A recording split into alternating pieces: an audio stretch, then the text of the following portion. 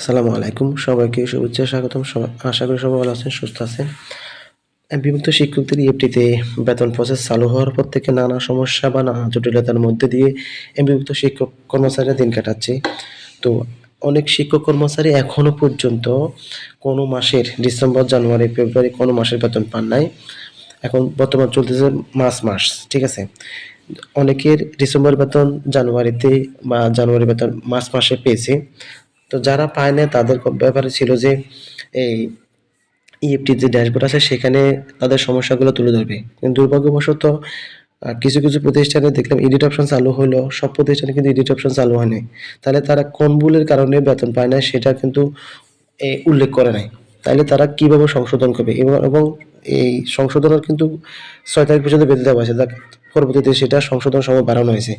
তো আজকের ইএফটির যে আপডেট নিউজ সেটা হচ্ছে ফেব্রুয়ারি বেতন নিয়ে।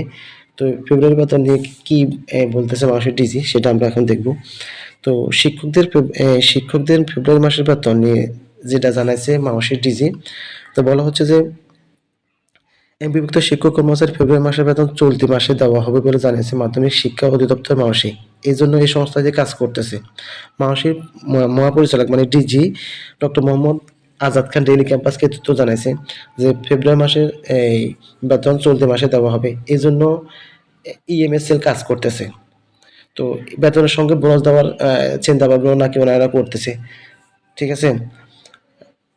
তো এরপরে ফেব্রুয়ারি মাসের বেতন কত দিনের মধ্যে দেওয়া হবে এমন প্রশ্নের জবাবে এরকম কোনো নির্দিষ্ট সময় ওনারা বলতে পারেন নাই।